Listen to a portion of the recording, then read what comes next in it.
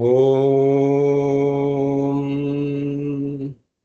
विश्वन्दर्पण दृश्यमान नगरी तुल्यन्निजान्तर्गतं पश्यन्नात्मनि मायया बहिर्वोद्भूतं यथा निद्रया यः साक्षात् कुरुते प्रबोधसमये स्वात्मानमेवाद्वयम् तस्मै श्रीगुरुमूर्तये नमः इदं श्रीदक्षिणामूर्तये नारायणं पद्मभुवं वसिष्ठं शक्तिं च तत्पुत्रपराशरं च व्यासं शुकं गौडपदं महान्तं गोविन्दयोगीन्द्रमथास्य शिष्यं श्रीशङ्कराचार्यमथास्य पद्मपादं च हस्तामलकं च शिष्यं तन्तोटकं वार्तिककारमन्यान् अस्मद्गुरून् सन्ततमानतोऽस्मि श्रुतिस्मृतिपुराणानाम् आलयं करुणालयं नमामि भगवत्पादं शङ्करं लोकशङ्करं शङ्करं शङ्कराचार्यं केशवं बादरायणं सूत्रभाष्यकृतौ वन्दे भगवन्तौ पुनः पुनः परब्रह्मनिष्ठं स्वतो धर्मनिष्ठम् अहिंसैकनिष्ठं स्वशिष्यै सुजुष्टं यतीनां वरिष्ठं गुरूणां गरिष्ठं दयानन्दरूपं मदाचार्यमीडे नमः श्रीपरमार्थाय संसाराध्यासनाशिने श्रोत्रियब्रह्मनिष्ठाय तस्मै ब्रह्मविदे नमः सदाशिवसमारम्भां शङ्कराचार्यमध्यमाम् अस्मदाचार्यपर्यन्तां वन्दे गुरुपरम्पराम् ॐ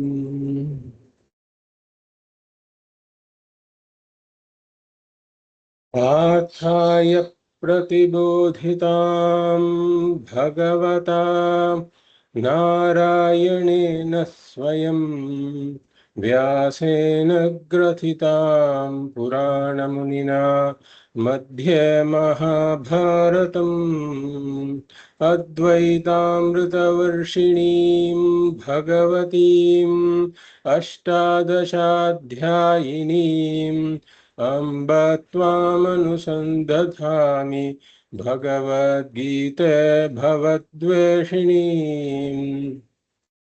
नमोऽस्तु ते व्यासविशालबुद्धे पुल्लारविन्दायतपत्रनेत्र येन त्वया भारततैलपूर्णः प्रज्वालितो ज्ञानमयः प्रदीपः प्रपन्नपारिजाताय स्तोत्रवेत्रैकपाणय ज्ञानमुद्राय कृष्णाय गीतामृतदुहे नमः सर्वोपनिषदो गावो दोग्धा गोपालनन्दनः पार्थो वत्स सुधीर्भोक्ता दुग्धं गीतामृतं महत् वसुदेवसुतं देवं कंसचाणूरमर्दनं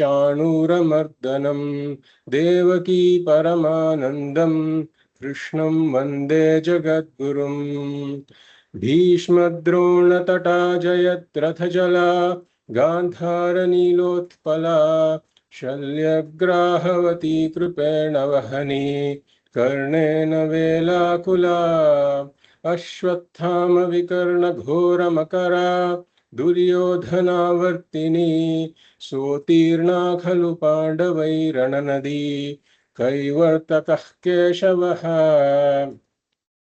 पाराशर्यवचः सरोजममलं गीतार्थगन्धोत्कटं नानाख्यानककेसरं हरिकथा सम्बोधनाबोधितं लोके सज्जनषट्पदैरहरहः पेपीयमानं मुदा भूयाद्भारतपङ्कजं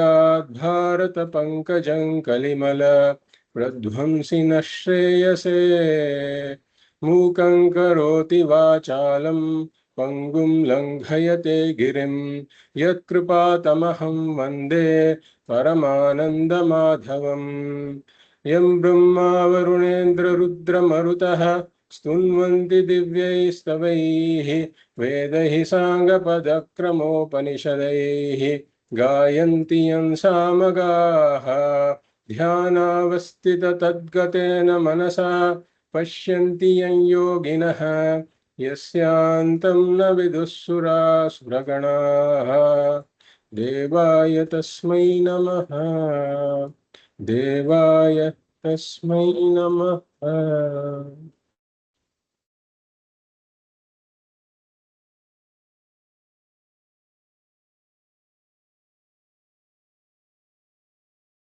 I welcome you all to the 27th class of our Bhagavad Gita study. We will read verse number 57 of the second chapter.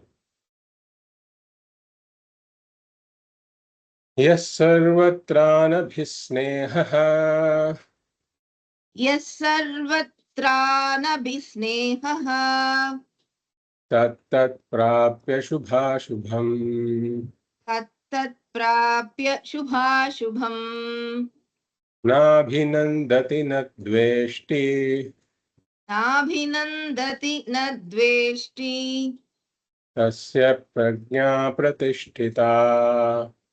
tasya prajna pratisthita.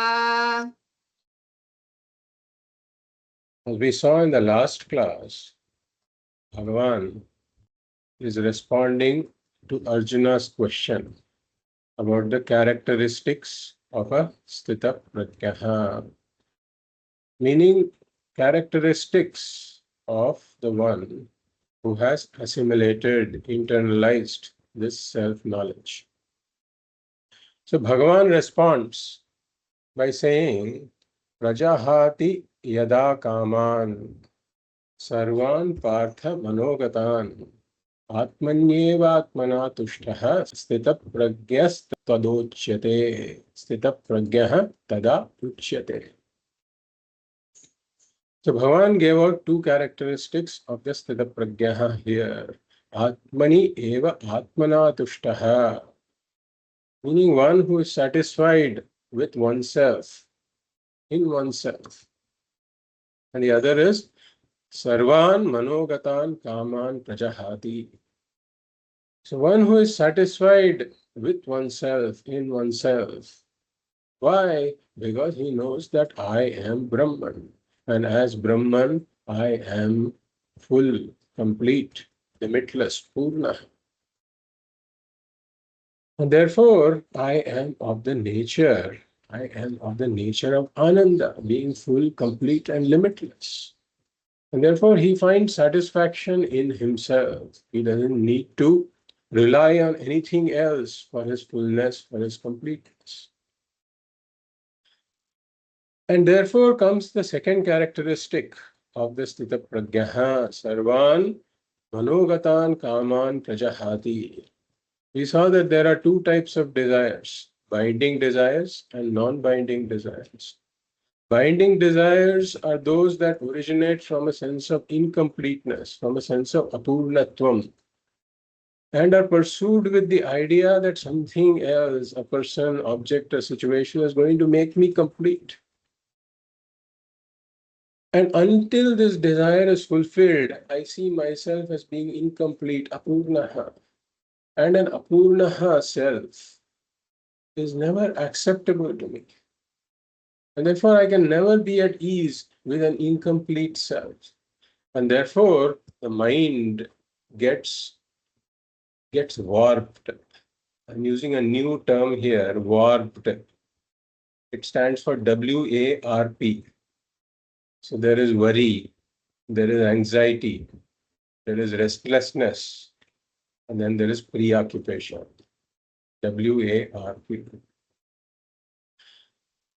And then, as long as the desire is not fulfilled, there is warp. The mind is warped. And if the desire cannot be fulfilled, then the mind goes through HAFD, helplessness, anger, frustration, and depression. So this kind of a desire is what we call a binding desire. On the other hand, there are non-binding desires. Non-binding desire means that I see myself at ease and I see myself as comfortable with myself, whether the desire is fulfilled or not. There is no critical dependency upon the fulfillment of that desire for my completeness. These are non-binding desires. Preferences, in other words. So Jnani can have any number of non-binding desires. Non-binding desires are never a problem.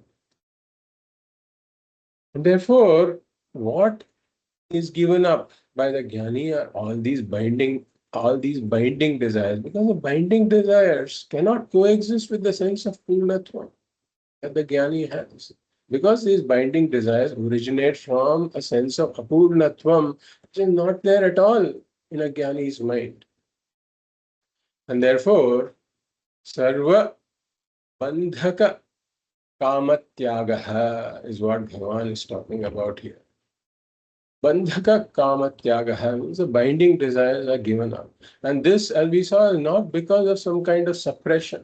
It is not because of suppression, but in the light of the knowledge of one's own Purnatvam, these desires cannot stick, they just fall off. Like we took the example of a person who has some problem in the legs, and then he is using these crutches. But gradually, as he discovers the strength in his legs, assuming he is going for some medication or physiotherapy or something like that, as he discovers the strength in his own legs, he finds that he's not putting as much weight on the crutches. His weight is primarily on his legs because now his legs are able to bear the load. And then gradually, even as the crutches drop off, he's able to walk without them. So this is not suppression, but it is falling off of the binding desires. And then Bhagavan went on to mention 5 more characteristics of the Sthita Prajnaha. Dukkheshu anudviknamanaha, sukheshu vigadaspruhaha, vitaraga bhayakrodhaha, sthitadhihi muniruchyate. So dukkheshu anudviknamanaha, when there are adverse situations, unfavorable situations, and Ajnani says that I am sad, I am suffering, I am in distress, I am in pain. He transfers the problem over to the I because he doesn't know the real nature of the I. That the I is Brahman, that the I belongs to a higher order of reality. All of this the Ajnani does not know. Whereas a Jnani, when the Jnani or Jnananishtaha, Sthita Prajnaha is faced with an adverse situation, an unfavorable situation, he never says, I am suffering, I am in pain, I am in distress. Why? Because I am Purna. As Brahman, I am helplessly Purna. So he may do something. He acknowledges the situation. But it is an unfavorable situation. And he may also do something to resolve that situation.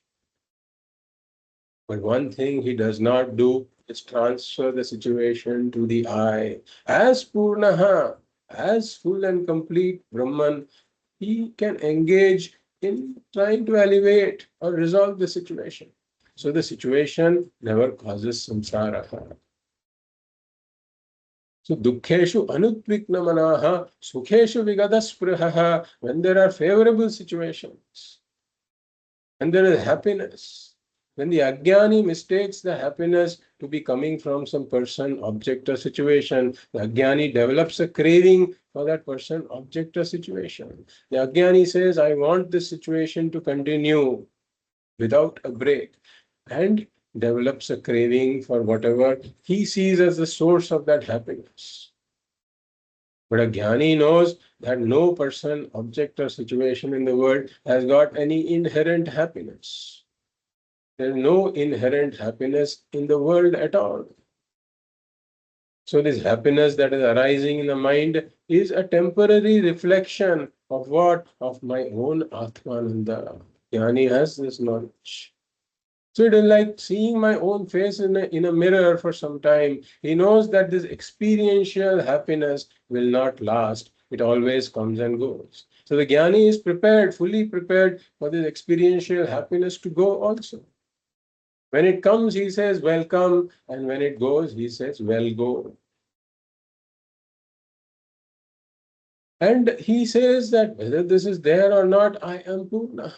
This has come because of some prarabdha, that I have to enjoy this happiness. It has come into my life. And when the prarabdha ends, this happiness, this experiential happiness will also end. But I am the original happiness that now and then appears in my mind as this experiential happiness. And therefore, I never lose my original happiness, whether this is there or not. So he never develops a craving for anything. Sukheshu vigata spraha. Vitaraga bhaya krodha. Vitaragaha. An Agyani, seeing himself as deficient, wanting and incomplete, he compulsively relies on something or the other in the world for his completeness. And therefore the Agyani is carrying all these emotional crutches on which he is putting the weight of his emotional completeness. It says Ragaha. And if the crutches break, the Agyani has an emotional fall. He goes through emotional turmoil. On the other hand, we come back to the Jnani. Jnani sees himself as full and complete, independently full and complete, unconditionally full and complete, and therefore he doesn't depend emotionally upon anything in the world. Therefore, there is no ragaha. He carries no emotional crutches. And then there is bhayaha. Agyani, because he is carrying these emotions, he is being carried by these emotional crutches. We should not even say he's carrying the emotional crutches. He's being carried by the emotional crutches. When the emotional crutches can break. And therefore, he has this worry, anxiety that the emotional crutches may break. And then he is going to have an emotional fall. That is the source of this fear. Whereas a Jnani has no emotional crutches, he is not worried about anything breaking at all, and therefore he is fearless. And when one has these emotional crutches, in the case of the Ajnani, that means that he has got binding desires. If the binding desire is not fulfilled, as we said, the mind goes through helplessness, anger, frustration, and depression. So there is krodha, anger, towards whatever is obstructing the fulfillment of that binding desire. On the other hand, the Jnani, as we said, has got no emotional crutches, he has got no binding desires. And therefore, whether the non-binding desire, he only has non-binding desires, whether the non-binding desires are fulfilled or not, it makes no substantial difference to him at all. He still sees himself as full and complete. And therefore, he is free of fear also. And then Bhagavan went on to say, the shloka that we just read, yes sarvatranabhisneha tattat prapya shubhashubham nabhinandati nadveshti tasya prajna pratisthita. So for this shloka, we did not do the padachhedaha in the last class. So we will quickly see the padachhedaha also. Yaha sarvatra anabhisneha तत्तत् प्राप्य शुभाशुभम न अभिनंदति न द्वेष्टि तस्य प्रज्ञा प्रतिष्ठिता. So Bhagavan says that the Jnani's mind is never attached to anything in the creation. Like we said, the Ajnani's mind is like a mind which has gone through glue abhishekam. So the Ajnani, wherever that Ajnani goes, things tend to stick. Whatever has entered into the mind, it tends to stick with the mind. And so he develops all kinds of attachments. But like we said, the Jnani's mind is like some smooth surface. Imagine like a smooth sphere or some smooth sloping surface. Whatever you place on it, it just slips off without sticking. And therefore, sarvatra anabhisneha. He develops no emotional crutches, no attachments, no raga. And tat prapya shubha shubham, whether the situation is favorable or unfavorable, whether it is pleasure, pain, profit, loss, victory, defeat, praise or blame, whatever the situation may be, na abhinandati na dveshti.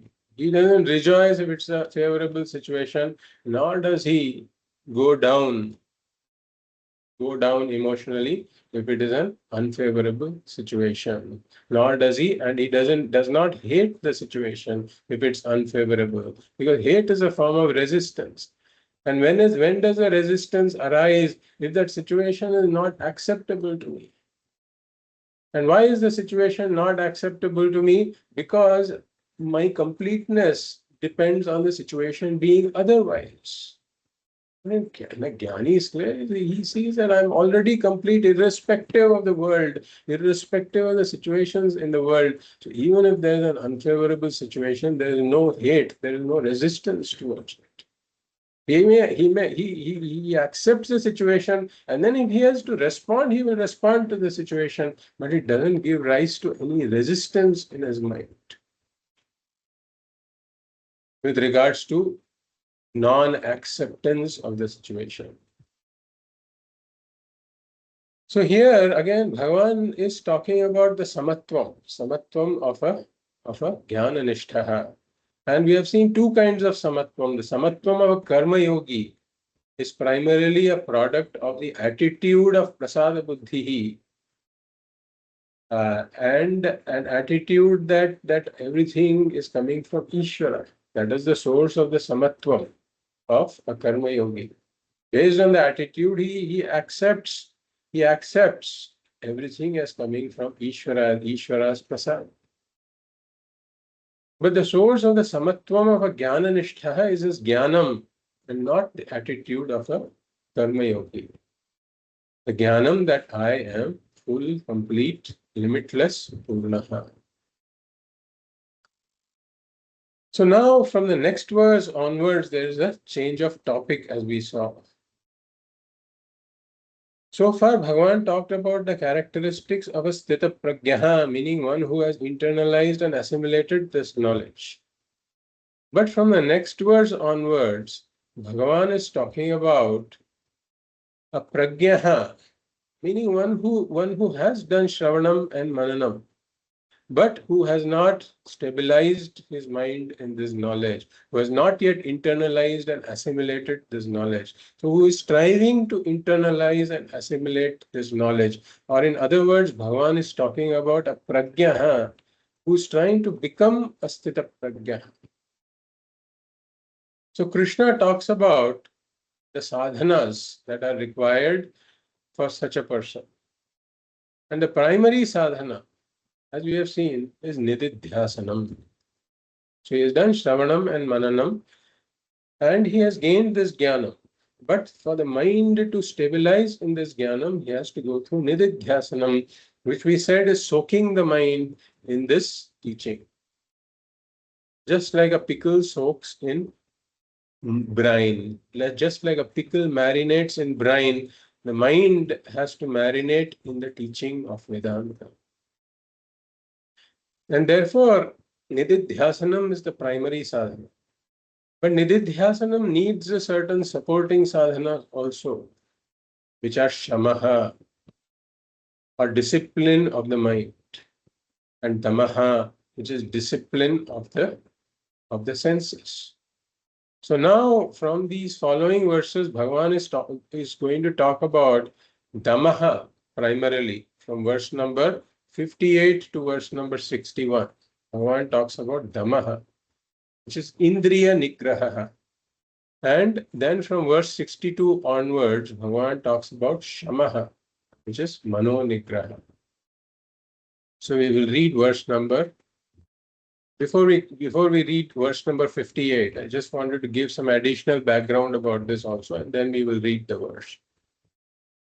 So on the topic of Nigraha, the word Nigraha, if we add the Visarga to Nigraha, is restraint, means restraint, discipline or management. And this can be twofold, as we just saw. Mano nigraha or indriya nigraha.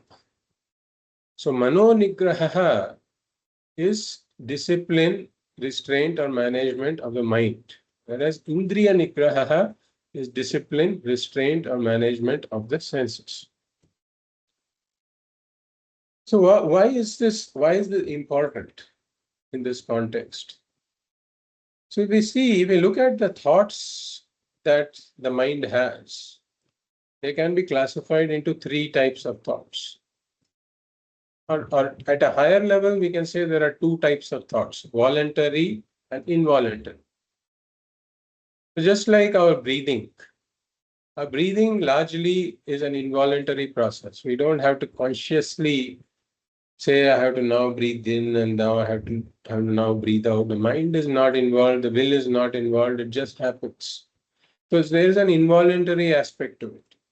But then when I sit down to do pranayama, at that point I take control of my breathing process and I direct it according to my will.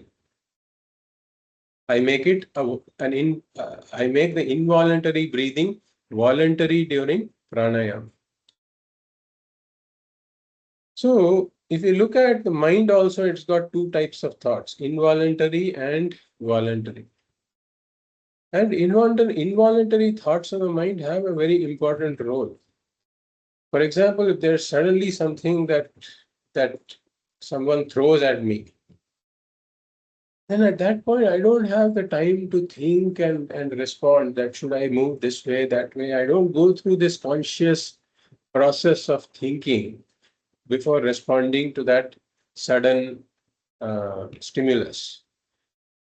So the mind takes over. The involuntary thinking capability of the mind takes over, and suddenly it makes the body do some response to that situation. So the involuntary thinking ability of the mind is also very important. And then there is the voluntary thinking also. So now if we look at the involuntary thinking capability of the mind, it can further be classified as two. So the involuntary thoughts in the mind can be classified as two. One is world-based and the other is vasana-based. So thoughts that arise in the mind because of the world, because I contact the world. For example, a lot of the world-based thoughts in the mind these days are arising because of my contact with the mobile. I look at the mobile and then I am going through, so people are going through YouTube or Facebook or Instagram. So whatever you see there, that leads to some thoughts in the mind. So this is a world-based thought that enters the mind. On the other hand, there are vasana-based thoughts. So I get up in the morning, I brush my teeth, and suddenly I have this desire for coffee and newspaper. So I have not seen coffee or newspaper anywhere in the world. I'm standing in front of the mirror and brushing my teeth. There's no coffee or newspaper I've contacted. So where did this thought come from? It comes from my own vasanas, because I have created a habit in my mind, and that habit gives rise to these thoughts. So these are the involuntary thoughts. On the other hand, I can have voluntary thoughts in the mind when, for example, I say that I have to now do my japa for the next 20 minutes or so. So when I say that and I sit down, then the thought of japa, that the japa, the mantra that I entertain in my mind, that I repeatedly chant in my mind, that is a will-based thought, example of a will-based thought. Or sometimes I sit down to do a certain project. I have to finish a presentation or a paper or do taxes or whatever. So all of that comes under will-based thoughts. So now if we see Mano nigraha. What is mano nigraha? When we look at it in the context of these three types of thoughts: world-based, vasana-based, and will-based. So mano nigraha has the ability to ask the involuntary thoughts, the world-based thoughts and the vasana-based thoughts, to vacate the mind so that I can entertain my will-based thoughts. So this ability is very important because this is how I can focus on something that I want to do. So if we take the example of a tenant, if the tenant comes and occupies a house, then later on I want to use the house, I ask the tenant to vacate, and the tenant refuses to vacate, then I cannot use the house because the house is now preoccupied. Or we have also seen this example of in your laptop. Suppose you have your laptop and you want that laptop CPU to do certain things. So you move your mouse and you want to open an Excel spreadsheet, let us say, or some PowerPoint presentation. Now, sometimes what happens is you click on it and the thing doesn't open at all. And if you look at what is going on, there is some spyware or malware running that is taking up all the CPU cycles. So essentially, when the CPU cycles are taken up by something else, then whatever you want to do, you cannot do on your laptop. So similarly, my mind is occupied with world-based and vasana-based thoughts. Now I try to inject my will-based thoughts there. The mind doesn't get the cycles to work on it at all because it is preoccupied with something else. So I have to be able to vacate these thoughts when I need it, because the mind is a very important instrument that I have. The mind is my instrument, and I have to make use of this instrument to accomplish the goals that I want to accomplish. And if the mind is taken over by involuntary thoughts of world-based and vasana-based thoughts, then I am not able to focus the mind on something that I want to focus on. So this is a very important ability, not just in spirituality, but even in worldly matters. If the student has to study, the student has to have Śamaḥ in order to focus the mind.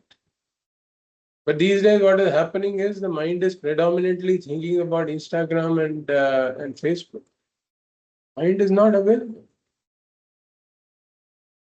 So this is not a skill that is purely needed for spirituality. It is very important in spiritual pursuit, but even in worldly pursuits, this is important.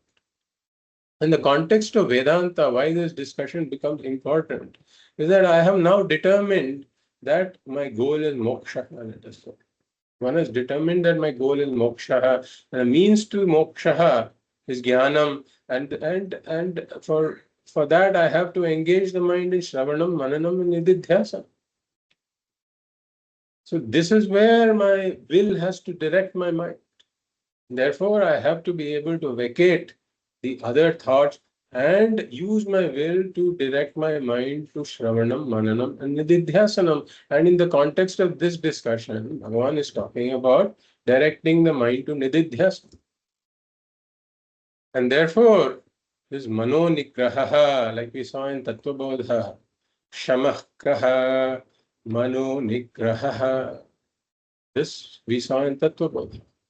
So that same discussion Bhagavan is bringing in here also.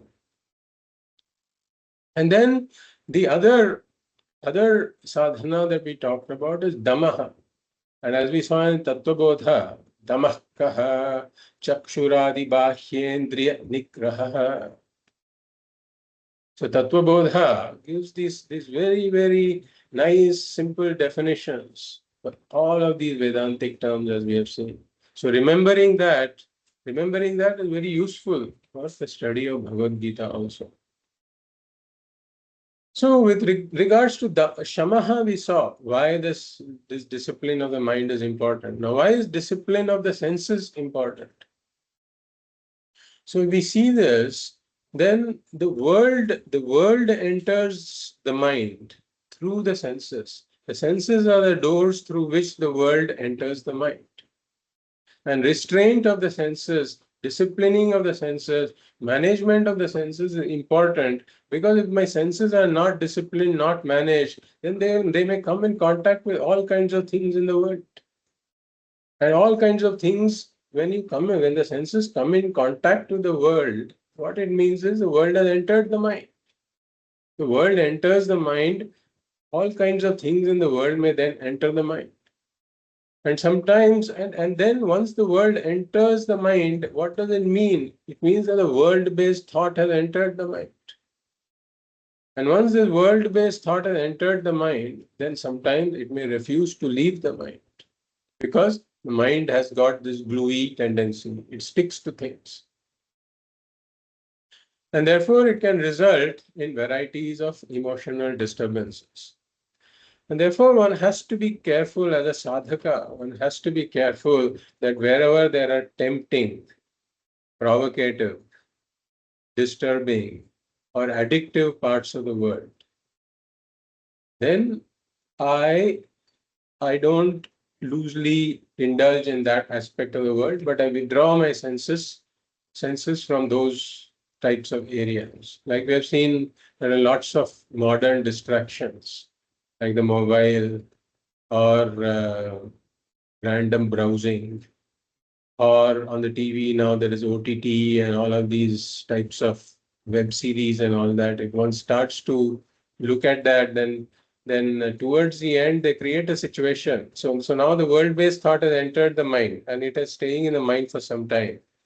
And now they consciously create a situation towards the end of that episode, where now the world-based thought will refuse to leave the mind, where you want to now know what happens next, and then in the next episode again what happens next, and so on. So then if one enters this area of the world, then very soon one will find that one is binge watching like 5-6 episodes. And I have heard of some people who stay up night till 3 o'clock doing this kind of binge watching. So this is what will happen if the senses come in contact with the world indiscriminately. And as we have said, that my goal is to direct the mind to will-based thoughts. And therefore, I have to consciously avoid contact with those parts of the world that are going to hijack the mind, and not let me use the instrument, the mind instrument, for the purpose that I really want to use it for. And therefore, here in this context, again, the goal is to direct the mind towards Shravanam, Mananam, and Nididhyasanam. And for that, again, the sensory restraint, sensory discipline becomes very important.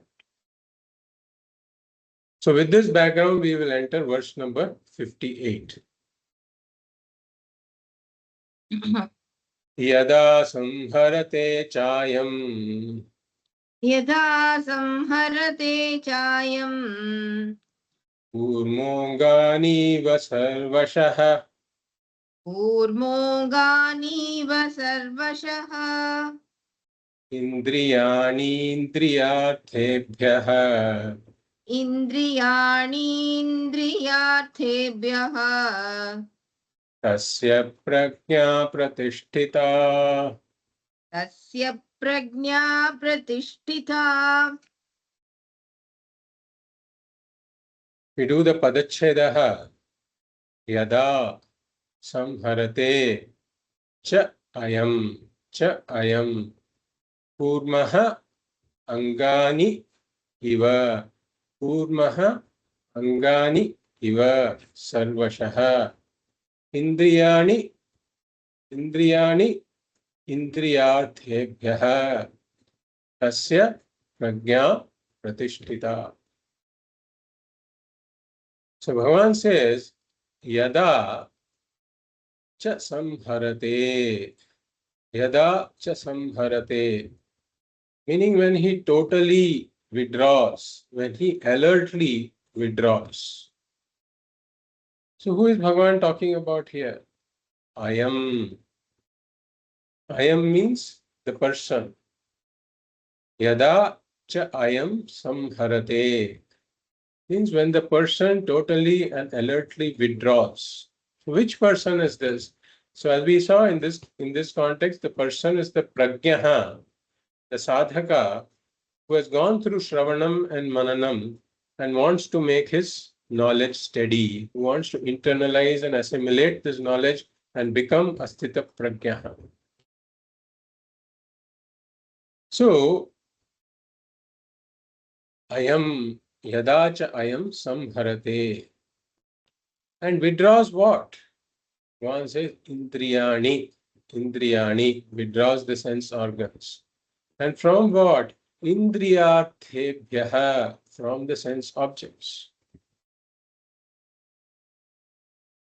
So yadacha ayam indriyarthebhyaha indriyani samharate, Bhagavan says.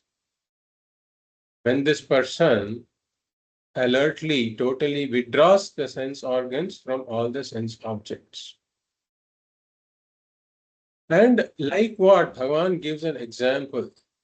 Kurmaha angani iva sarvashaha.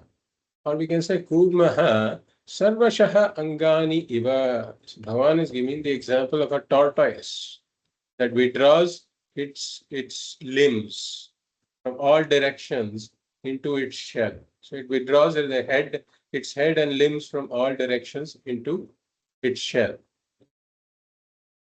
And Bhagavan says, Tasya prajna pratishtita. Then such a person's knowledge will become steady. Such a person, prajnaha, becomes asthita prajnaha. So let us take the example first. Kurmaha sarvashaha angani iva, Bhagavan says. So the tortoise withdraws its head and limbs from all directions. So if we take a tortoise, it's a somewhat of a funny creature. It moves very slowly, very, very slowly. And therefore, if there is some danger, it cannot even run away. Like a lot of other creatures, they will just run away if they see some danger. Or some other creatures, if they see some danger, they have the ability to attack also. For example, they have sharp teeth or some claws or some fangs through which they can inject some poison. So there is some fear they can instill in the other, in whatever is there. So now this tortoise doesn't have any of these attack ability also, like no fangs, no nails, no claws, no sharp teeth. So what option does it have? So thankfully Bhagavan has given it this thick shell. So when it senses danger, it just withdraws its head and limbs into this thick shell. So there are totally 5 things it withdraws. It withdraws its head and also 4 of its limbs from all the directions. So this number 5 is important because we also have 5 senses. So now it withdraws and then stays there as long as the threat is there. And once that threat is gone, then it gradually it just looks around and then it projects the head again outside and then brings its limbs out and then it starts to move again in the world. So this is the example. And therefore Bhagavan says similarly this prajnaha withdraws from the sense organs from the sense objects. Yadacha ayam indriyarthebhyaha indriyani samharate. So now jnana nishthaha, meaning one who has already internalized this knowledge, who has assimilated this knowledge well, then such a person doesn't even need to withdraw, because let the sense objects enter the mind. They cannot cause any confusion. They cannot lead to any kind of a binding desire. Why? Because he has already established himself in the knowledge that I am full and complete, and no binding desire can coexist with this fullness. And therefore, a jnana nishtha need not withdraw these organs. So this sadhana is meant for a prajna who's trying to become a sthita prajna. And why is this important for a prajna? Because if the sense objects continue to invade the mind, then the mind will not be available for Nididhyasanam. And why is Nididhyasanam important? In order to stabilize the mind in this knowledge. And therefore, if the mind is hijacked by these sense objects, by world-based thoughts, then the mind will not be available for Nididhyasanam. That is the problem. And therefore, the knowledge will not become steady knowledge. So there is an example we can give here, like that of a small plant. So initially, it's like a little sprout that comes out. And for a certain duration, this has to be protected from other creatures. They may come and either eat it, or there can be strong winds or rains, etc. So in this type of a situation, one creates like an enclosure in which it grows for some time, safely grows for some time. And then as it grows, it gains the strength, and the trunk becomes wider and wider, and then one day it becomes a mighty tree, and then it doesn't need that protection at all. Whatever creature comes, it cannot eat it. The wind cannot make it fall. The rains cannot wash it away. So nothing can happen. It just stands firm. So this is the example. And similarly, the knowledge also, initially it is not firm knowledge. And therefore, one has to find the space in the mind in order to contemplate deeply upon what one has learned for it to become steady knowledge. So that is the connection to this here. One more example that Swamiji gives is that of flooring. Let us say that you have made a ramp or something, a ramp outside that is facing the road. So now the fresh cement has been laid.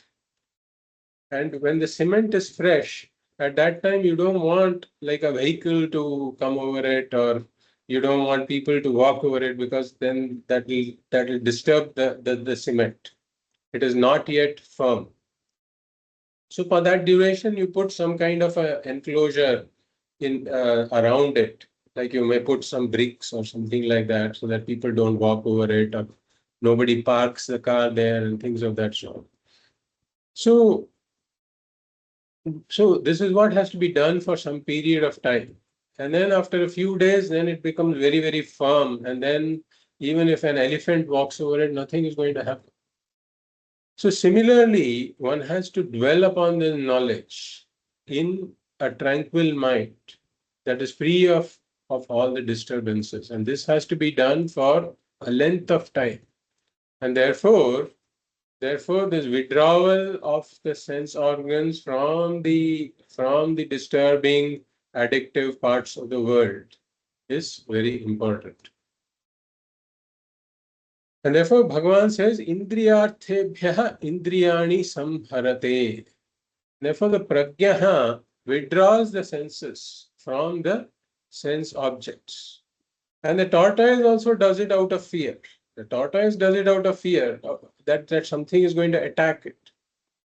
So here also the prajna, in some sense, is doing it out of fear that his knowledge will not gain the steadiness, because his mind is going to be hijacked by something else.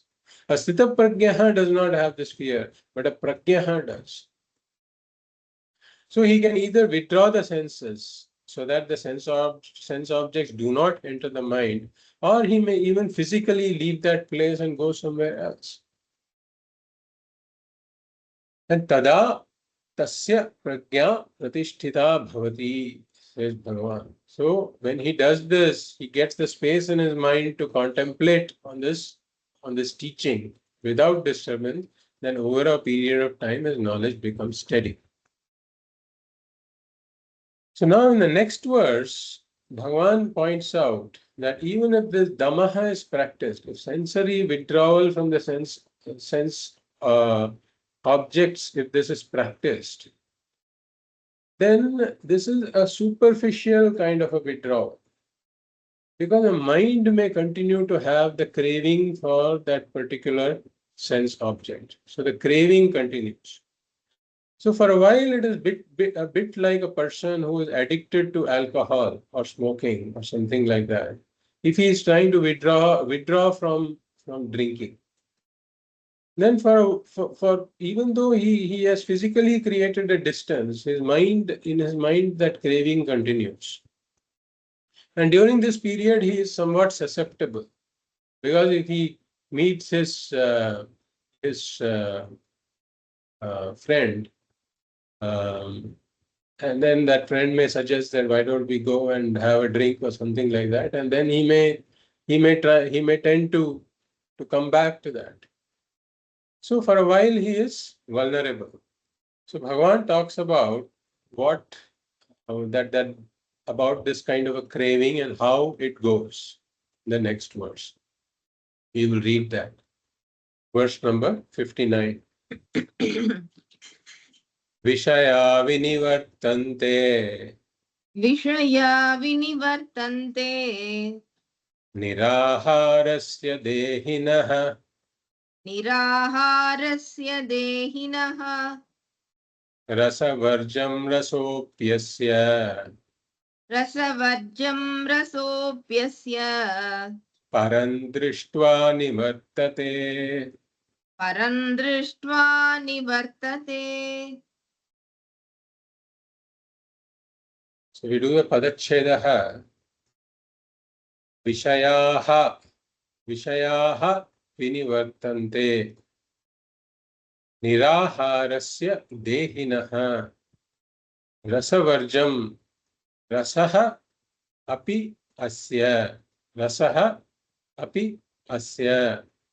param drishtva nivartate. So Bhagavan says Vishayaha vinivartante. So Vishayaha here can be taken to mean, generally it means sense objects. But in this context, by extension, it can also be taken to mean the sense organs also. This is what Bhagavad Pada says in his Bhashya also. So it can either mean the sense objects or by extension the sense organs. So if we take it to mean the sense organs, then Vishayaha vinivartante means the sense organs abstain, or the sense organs withdraw, or the sense organs return to oneself. Vishayaha vinivartante. If we take it to mean the sense objects, then we can say the sense objects stop, or the sense objects come to an end. Why? Because the sense organs and sense objects have been separated. Vishayaha vinivartante. And whose sense organs or sense objects? Dehinaha. Dehinaha means of the indweller of this body. So Dehinaha Vishayaha vinivartante. And what kind of Dehi is he? What kind of indweller? Niraharasya. Niraharasya means one who has not fed the sense organs. Ahara means food. Nirahara means one who is without food. So here he is not talking literally about food, although that could be one of the things also. Here the food means the food for the sense organs, which is the sense objects. So he has abstained from it, and therefore he is niraharaha. But then here Bhagavan says it is rasavarjam. Rasavarjam. So what kind of withdrawal or abstinence is it? Rasavarjam. Rasavarjam means rasam ragam varjayitva. Meaning rasaha here means ragaha. Rasaha means ragaha. So rasaha literally means taste. It means a taste for something. But here the literal meaning is not taken, but it means one's like or one's craving. For example, if we often use terms like this person has a taste for music. So when we say he has a taste for music, that means that he has a liking for music. So the word rasaha can be taken to mean liking. Or similarly, we say Sangita Rasikaha. Sangita Rasikaha means that a person who has liking for music. So the word rasaha means liking. So rasavarjam means rasam varjayitva, meaning that the sense object has come to an end, or the sense organ has withdrawn, the sense organ has returned to oneself. But the craving continues, the liking continues. Rasavarjam, liking continues, Bhagavan says. So when a person has abstained, then no, there is no sensory contact, all right, but that craving or the liking continues for some time. So the withdrawal is superficial. So we can take an example of a person who likes sweets a lot. And earlier he used to always eat some sweet after every meal. So after lunch he has a sweet, after dinner he has a sweet. But now he has been diagnosed with diabetes, and so the doctor has said no sweets. You have to stay away from it. And therefore now he has seen the dosha. He has seen the dosha with the sweet. He has the dosha darshanam. He knows that the sweet is not good for me. But then his wife has stopped purchasing sweets also. So there is a physical distance that has been created. So he doesn't consume the sweets, all right. Or sometimes he goes to another's place, another friend's place, and he may keep some sweets on the table. So now the sweets are in front of him, but still he does not consume them because he has the dosha darshan. But then that craving or the rasaha still continues in the mind. So he feels like eating it. That continues. That feeling continues.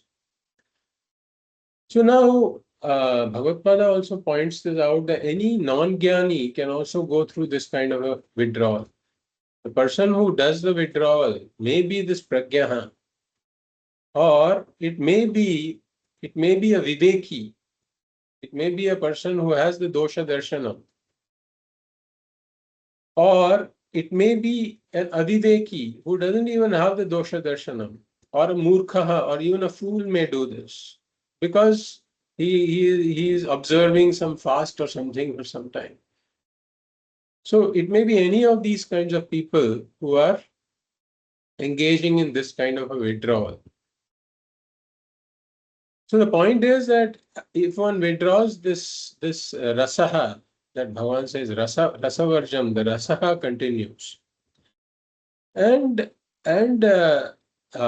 this is in some ways this can become a form of suppression, and so it can become like a pressure cooker in which the steam is building up, and then at some point one cannot hold it anymore, and then one ends up consuming the sweet or whatever. So it is, if it is blind suppression, then it cannot be continued for a very long time. And therefore, now the question is, then what is the solution for this? What is the solution for this? So Bhagavan gives the solution also in this verse, that Bhagavan says in the second line, Rasaha api asya param drishtva nivartate. So nivartate. So Bhagavan says this also goes away. What goes away? Rasaha api. This rasaha api goes away. Rasaha api nivartate. And whose rasaha? Asya. Asya.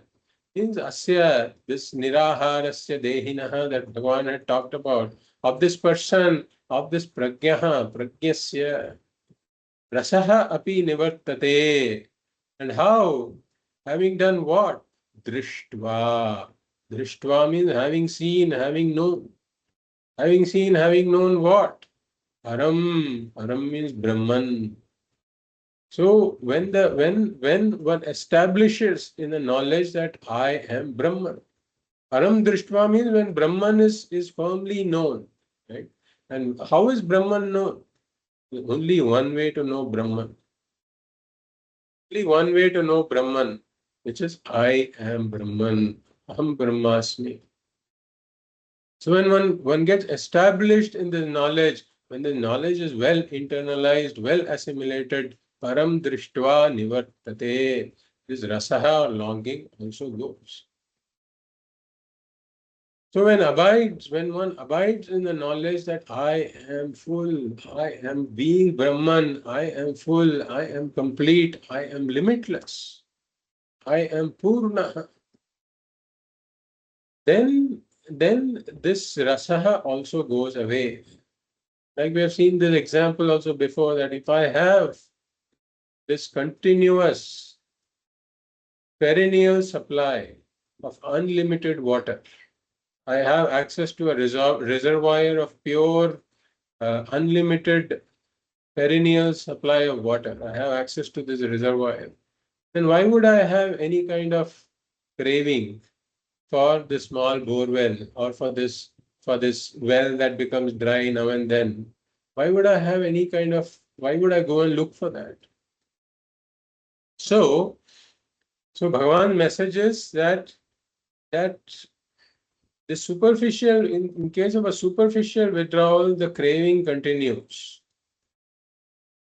And therefore it is, and also this craving cannot be sustained for a very long time unless one comes to establish oneself in this knowledge. So only with firm knowledge the binding desires, all of the binding desires go, and this rasaha also goes. Therefore, the message is that one has to internalize and assimilate this teaching, the knowledge. And in the next verse, Bhagavan wants to emphasize the importance of Damaḥ, so that we don't become complacent. The importance of the sensory discipline. In fact, this Damaḥ should be practiced even at the Karma Yoga stage itself. So Karma Yoga, starting with Karma Yoga itself, there is the practice of Damaḥ. And as the practice of Karma Yoga continues, one gains the qualifications, and then also one should continue the practice of Damaḥ. And as one is doing Shravanam and Mananam also, the practice of Damaḥ must continue, and certainly during Nididhyasanam, it should continue. So Bhagavan wants to reinforce this message in the next verse. So we will see that verse number 60. Yatato hyapi kaunteya Yatato hyapi kaunteya purushasya vipaschitaha purushasya vipaschitaha indriyani pramathini indriyani pramathini haranti prasabham manah. haranti prasabham manaha. So yatataha padachedaha is yatataha hi api kaunteya purushasya vipaschitaha indriyani pramathini haranti prasabham manah. So Bhagavan says, hey Kaunteya, oh Arjuna, haranti is there in the fourth quarter. Haranti means they take away. They take away. So what take away? Indriyani haranti. So Indriyani is there in the third quarter. Indriyani haranti. The sense organs take away. And what kind of sense organs? One says pramathini. Pramathini means powerful. Pramathini indriyani haranti. The powerful sense organs take away. And take away what? Manaha. Last word of this verse. Manaha. So pramathini indriyani manaha haranti. The powerful sense organs take the mind away. And whose mind? Bhagavan says in the second quarter, Purushasya. Purushasya means of the person, mind of the person. And what kind of person? Bhagavan says, Vipaschitaha api. Vipaschitaha api. Meaning even of the one who is a prajnaha, a one who has gone through Shravanam and Mananam, a person who has gained this knowledge, because the knowledge is not steady. So even of this person who sees clearly, who understands relatively clearly. So such a person, vipaschitaha api manaha. And again, what kind of person? Yatataha hi api manaha. Yatataha hi api vipaschitaha purushasya manaha, Bhagavan says. Yatataha hi api means even of one who is striving to internalize and assimilate this teaching. Yatataha means one who is making an effort. So even of a person who has gone through Shravanam and Mananam and is now making an effort to internalize this knowledge in Nididhyasanam, even for such a person, Pramathini Indriyani Manaha Haranti. The powerful sense organs can take the mind away. Bhagavan is giving a warning here. And how can they take the mind away? Prasabham. Prasabham Haranti. Prasabham is an adverbial usage here. Kriya Visheshana. One says forcefully it can take the mind away. So here again, Bhagavan is talking about this prajnaha who wants to become a sthita prajnaha. So he's not talking about some random fool here. Bhagavan is talking about one who has gone through Shravanam and Mananam, a prajnaha. So yatataha hi api vipaschitaha api vipaschitaha purushasya api, Bhagavan is saying. So vipaschitaha purushasya api. So even this person who is a prajnaha and yatataha hi api is striving to become a sthita prajnaha. So his mind is constantly engaged in dosha darshanam. He says that this if the world enters the mind, he says that this has dukkha mishritatvam, atrittvikaratvam, bandhakatvam. He has all of these, knows all of these doshas.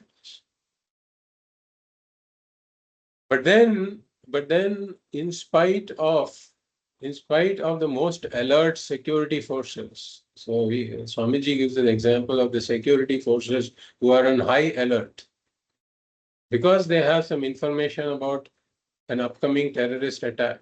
So in spite of the most alert security forces, sometimes the terrorist manages to smuggle in a bomb somewhere, and then there's a bomb explosion.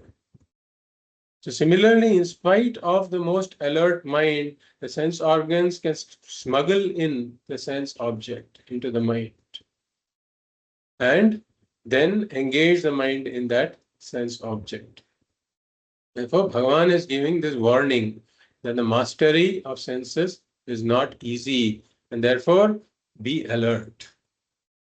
And then Bhagavan says, Pramathini Indriyani, that the sense organs are very powerful. Pramathini. So Bhagavan uses the example of a pramathin. A pramathin, pramathini, literally we said we can take it to mean powerful. But the word pramathin refers to this churning rod. It comes from the mat dhatu, which means to churn. So pramathin refers to a churning rod. And so each sense organ is like this churning rod, which is used to churn buttermilk and all of that. So this churning rod creates this churn in the buttermilk. It creates this disturbance in the buttermilk. And that's how one continues this churning and then to get the butter. So now each sense organ is like a churning rod. And therefore, through each sense organ, the world enters the mind and it churns the mind. It creates ripples in the mind. It creates a disturbance in the mind. And we don't have one churning rod, we have 5 of them. Each sense organ is a churning rod that can create a disturbance in the mind. So for example, through hearing, through the organ of hearing, somebody in the family uses some word or says something, and that creates a disturbance in the mind.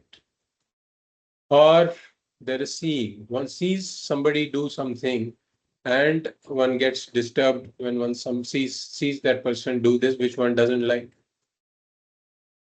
Or then there is the nose, the sense of smell. So you're sitting down for meditation, and suddenly the smell of vada comes from the neighbor's house. He's making some vada, and that smell enters the mind, and now the mind is thinking about vada instead of Brahman. Or now after that vada thought, he decides to go and visits the Ratna Cafe nearby, and then now he's eating vadas. So the sense of taste is involved.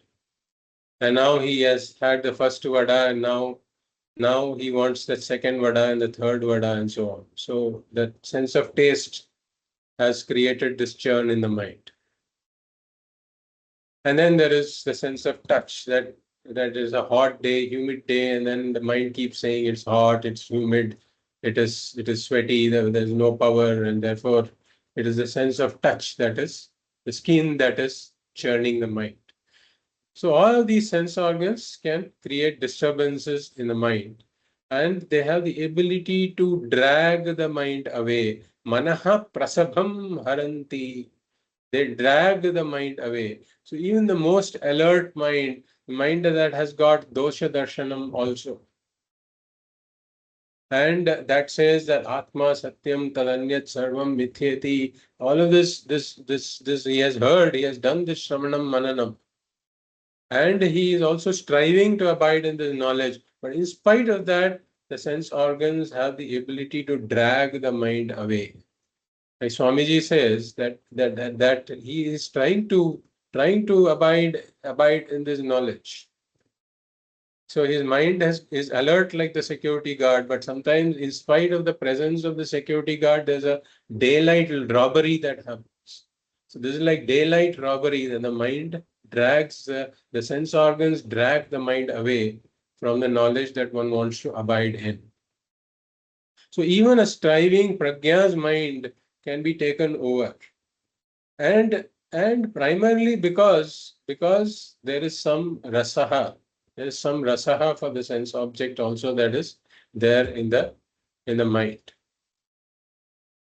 And prasabham haranti, meaning the sense objects don't come, the sense organs don't need to take your permission that can I drag the mind away. They just come in, enter, and drag the mind away into the world.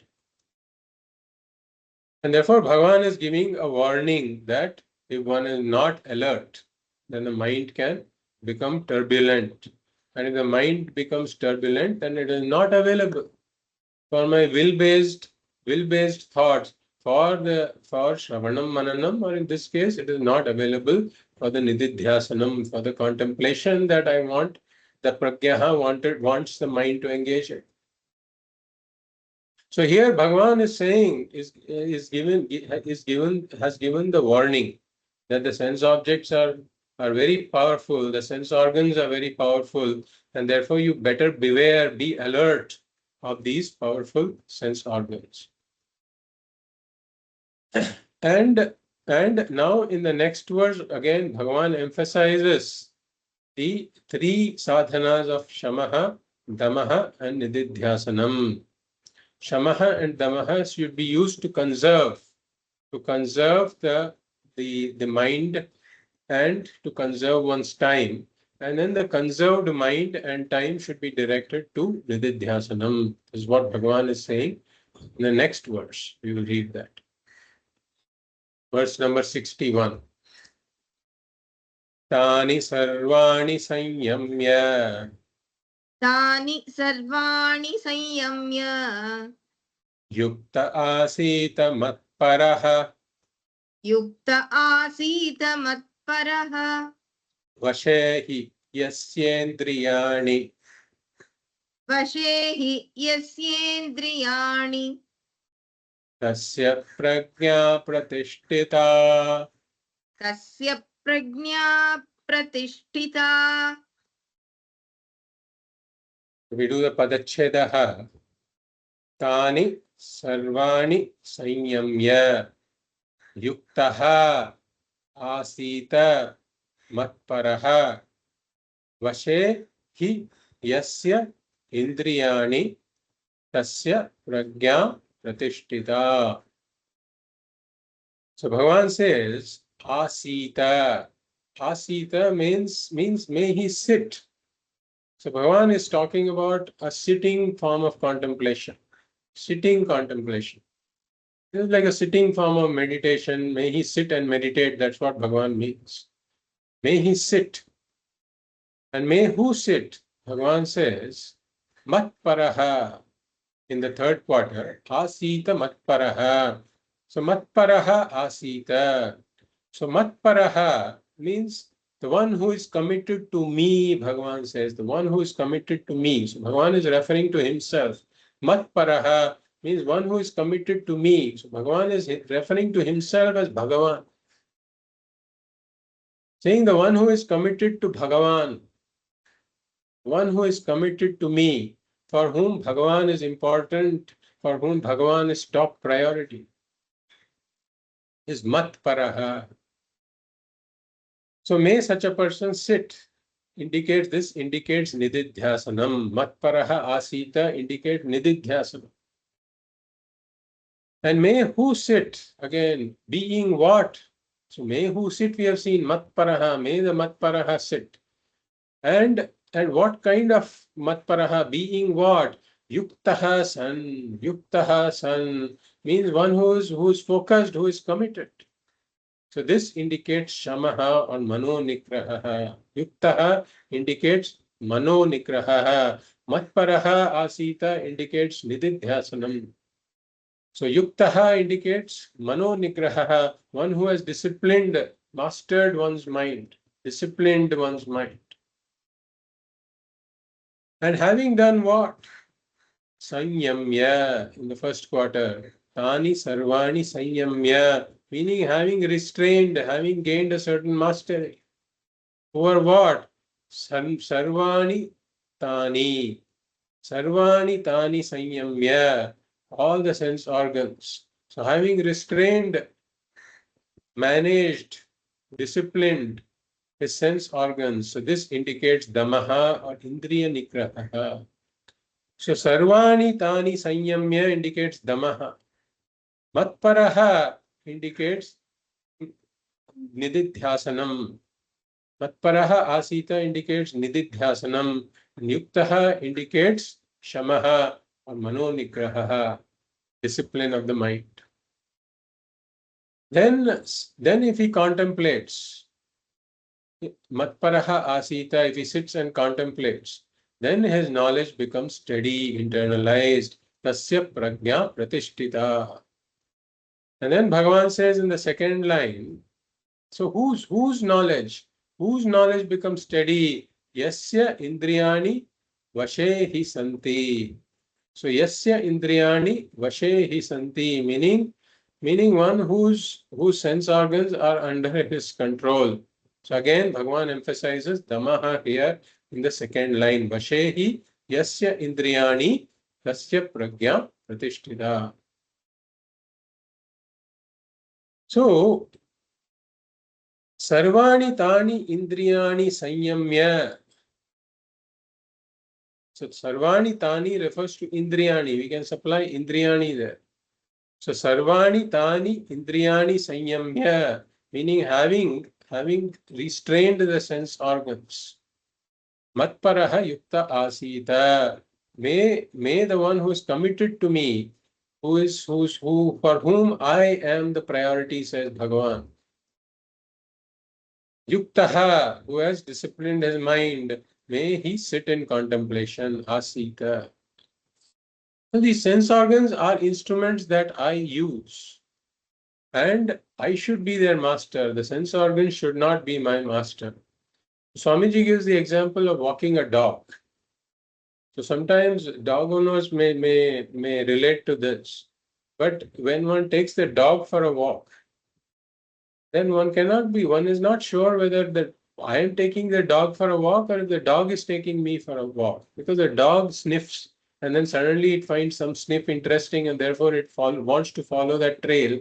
And so the dog drags you in a particular direction and then the owner is being dragged by the dog. So similarly, the sense organs are like dogs. And if the sense organs sniff some sense object, then they want to go in that direction. Question is whether I go behind them or I am their master and I direct the sense organs that for this period of time, you're going to work on this area and therefore I want you to focus on this. And therefore, if the sense organs are like dogs and they drag me in all kinds of directions, then the world-based thoughts will enter the mind. The mind will not be available for Shravanam, Mananam, and Nididhyasanam. And therefore, Sarvani Tani Indriyani Sanyamya. So, withdrawing all the senses from the sense objects. May he who is committed to me, Bhagavan says, who is committed to me, Matparaha, may he sit in contemplation. So here, again, it is not really a form of suppression because Bhagavan is now saying you direct your mind towards his knowledge. And when the mind becomes steady in this knowledge, then one will overcome the rasaha also. So it is not a form of suppression that Bhagavan is talking about, but a form of mastery where one grows out, where one grows in understanding and therefore the binding desires and the rasaha, etc., they just fall off. So Bhagavan says that this prajnaha, may he contemplate upon me. So once the sense organs are withdrawn, then what happens is that one gets the time. One gets the time to work on other things. If the sense organs are not withdrawn, if the sense organs are constantly moving about amongst the sense objects, then one's time goes in this. Like we said, that one may end up binge watching for hours. Mind is not available. So when one withdraws the sense organs from these sense objects, one practices Damaḥ, then as a consequence of that, time becomes available and the mind also becomes available. And what does one do with this mind and time? Bhagavan says, Matparaha yukta asita. Make this mind that is now available. Make the time that is now available. Make use of them for contemplation. Sit in contemplation. And Bhagavan says, Matparaha. Matparaha means one for whom I am a priority. So Bhagavan is indicating that the mind should be directed towards Bhagavan. So Bhagavan should be understood as the source of this entire world. Jagat Karanam Brahma. That is the Bhagavan that I should understand here. The one from whom this entire world has emerged, the one by whom this entire world is sustained, and into whom the entire world resolves. And this is therefore Bhagavan is talking about Brahman here. The Brahman, therefore, even in Gopika Gitam, there is a shloka that says, Nakhalu Gopika Nandano Bhavan Akhila Dehinam Antaratma Drik. So Krishna, real Krishna is not this Krishna who is in a particular form. The Gopikas are saying this in Gopika Gitam, that it is not Krishna who is in the form of Krishna, but Akhila Dehinam Antaratma Drik, the one who is the witness in all of the dehas. The Gopika Gitam says, Akhila Dehinam, of all these dehis, the one who is the Antaratma Drik. Who is the Antaratma? Who is the Drik? Who is the seer in every body? That is the Bhagavan that we are talking about here. And Bhagavan himself says, Aham Atma Gudakesha Sarvabhutashaya Sthitah. Later in the Bhagavad Gita, he says that I am there as the Atma in every jiva. Aham Atma Gudakesha Sarvabhutashaya Sthitah. In every being, I am there as the Atma. So this Atma is one with Bhagavan, is one with Brahman. So knowing this, one has to contemplate. So this kind of a contemplation one cannot do unless one has gone through Shravanam and Mananam. And therefore, may the Pragyaha engage in this contemplation that I, the Atma, am not separate from Brahman. I am one with Bhagavan, one who has the Jivatma Paramatma Aikya Jnanam. May he contemplate on what? On this Jnana. This is the Nididhyasanam that Bhagavan is talking about. We will continue this in our next class. Om Purnamadah Purnamidam Purnat Purnamudachyate Purnasya Purnamadaya Purnameva Vashishyate. Om Shanti Shanti Shanti. Hari Om Shri Gurubhyo Namaha. Hari Om.